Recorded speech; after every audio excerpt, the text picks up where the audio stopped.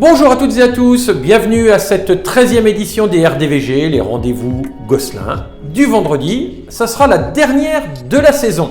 La dernière de la saison pour dresser finalement le bilan de la saison, si je puis dire, parlementaire 2020-2021.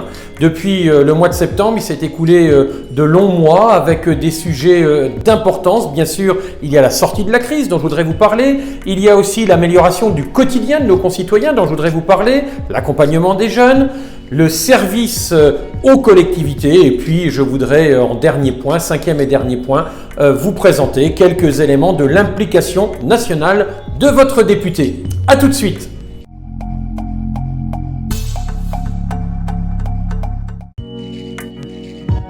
Premier thème que je veux aborder avec vous, c'est la sortie de crise. Point d'interrogation et un peu point d'exclamation. Oui, sortir de la crise, c'est ce qui nous a occupés pendant de longs mois, des dizaines d'heures à l'Assemblée en circonscription.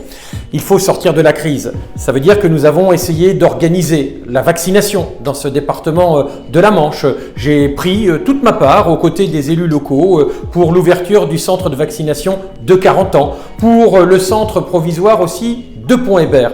J'ai été très présent aux côtés des EHPAD, aux côtés des établissements médicaux sociaux, des hôpitaux, pour le Ségur de la santé, pour l'attribution de certaines primes et de certains moyens. J'ai été aussi très présent aux côtés de nos entreprises, que ce soit les restaurateurs, que ce soit aussi les entreprises du bâtiment, des travaux publics. Et puis je pense à la pêche avec le Brexit, parce qu'un malheur n'arrive jamais seul. Il y a en plus pour nos pêcheurs une question de pêche et la fin des accords de la baie de Granville pour la côte ouest du Cotentin. Deuxième axe de mes interventions depuis un an, c'est l'amélioration du quotidien. Alors j'ai essayé d'intervenir sur la gratuité des numéros spéciaux. Alors ce sont les numéros de la CAF, d'un certain nombre de services publics, pour que ces numéros soient effectivement gratuits. Ça semble bien parti, maintenant il va falloir veiller à une stricte et une bonne application. Je me suis aussi impliqué sur les coûts des fauteuils roulants pour les personnes handicapées. Il y a quelques avancées, mais ce n'est pas encore totalement satisfaisant et il faudra poursuivre l'effort. Je suis aussi intervenu à plusieurs reprises avec des associations locales, je pense à l'UFC Que Choisir, mais aussi dans l'hémicycle à propos des arnaques à la transition énergétique, ces arnaques aux photovoltaïques, ces arnaques aussi à l'isolation à 1 euro. Bref, le combat continue, il y a du pain sur la planche, mais voilà déjà ce qui a été fait pour améliorer ce quotidien. Un troisième axe du travail a été en direction des jeunes, pour l'accompagnement des jeunes. Des questions se sont posées sur le temps d'écran pour les jeunes. Un certain nombre de questions écrites sont dans les tuyaux et sont déjà parties auprès des ministères. Il y a aussi le Parlement des enfants. J'ai rencontré l'école des Trois Pommes à Saint-Amand et nous avons pu travailler ensemble sur un certain nombre de thèmes qui concernent l'écologie, l'environnement. J'ai rencontré à plusieurs reprises aussi des étudiants de l'Académie de Caen, de notre département, et pour essayer de faire remonter aussi leurs problématiques, leurs difficultés et celles des étudiants en général, et pas que les nôtres, avec la Covid, en termes de stage, en termes de formation professionnelle. Bref, accompagner les jeunes au quotidien le plus possible. Un axe, quatrième axe, important au service des collectivités.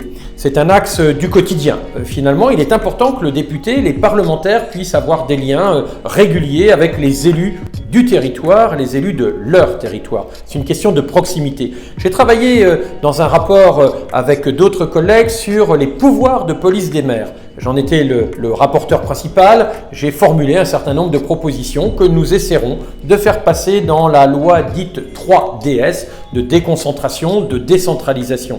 Je suis intervenu aussi très localement et en relayant à l'Assemblée nationale cette problématique sur la question du point fort et des ordures ménagères. Le point fort qui a des difficultés financières aujourd'hui, les élus font face, mais il faut organiser cette collecte des ordures ménagères, prévoir son financement et ce n'est pas si simple. Je suis intervenu aussi pour nos écoles dans le canton de Montebourg, au Lorey, sur 40 ans et ailleurs pour préparer la rentrée scolaire à venir. On est à peine en vacances que déjà on parle rentrée scolaire, mais c'est important. Prévoir, c'est aussi anticiper les choses. Dernier axe, je voudrais vous parler des fonctions qui sont plus purement nationales. Nous avons parlé de la sortie de crise, nous avons parlé de l'amélioration du quotidien, des jeunes. Je voudrais maintenant vous parler du travail qui est un peu plus parisien.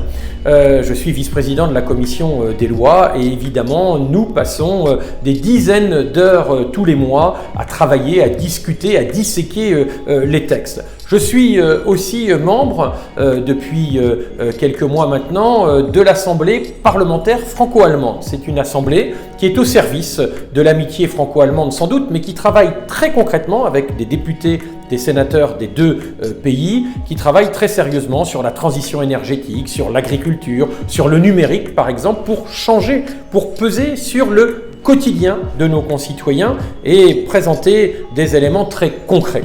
Je suis aussi président de la mission sur l'avenir institutionnel de la Nouvelle-Calédonie. C'est un bout de territoire français en plein océan Pacifique et la question se pose de savoir s'il va rester français ou s'il va être autonome, indépendant. Il y aura un 3e référendum à ce sujet à la fin de l'année.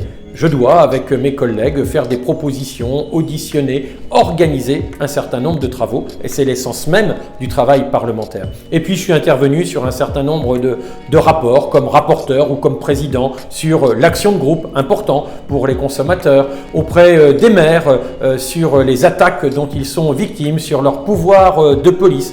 Et puis nous sommes en train, avec la présidente de la commission des lois, d'évaluer les lois confiance dans la vie politique qui ont été votées en 2017. Bref, un travail permanent, un travail au quotidien. Sortir de la crise, améliorer le quotidien, accompagner les jeunes, être au service des collectivités et remplir sa mission nationale, voilà quelques axes de travail de cette année qui vient de s'écouler. Pas loin des vacances maintenant pour chacun d'entre vous, chacune et chacun d'entre vous, mais je n'oublie pas tout pour autant. Votre député aussi va prendre quelques jours, le bureau fermera quelques temps pour des vacances bien méritées pour toute l'équipe. Et c'est cette équipe que je remercie en votre nom et en mon nom personnel aujourd'hui. Elle me permet aussi, avec ce travail, cette implication, d'être classé 12e, oui, 12e sur 577 députés par le courrier des stratèges. Il n'y a pas à se gargariser, il n'y a pas à se pousser du col, mais quand même 12e, c'est mieux que d'être dans les 577e derniers. Voilà, merci à l'équipe, merci d'avoir été fidèle à ces RDVG, à ces 13e rendez-vous, et je vous donne justement rendez-vous à la rentrée. D'ici là, profitez, je vous le souhaite, de vos vacances. Pensez à vous faire vacciner, pensez aux autres, pensez que la maladie, hélas, n'est pas finie et qu'aujourd'hui, il est important de se protéger soi-même, mais protéger aussi les autres. Voilà.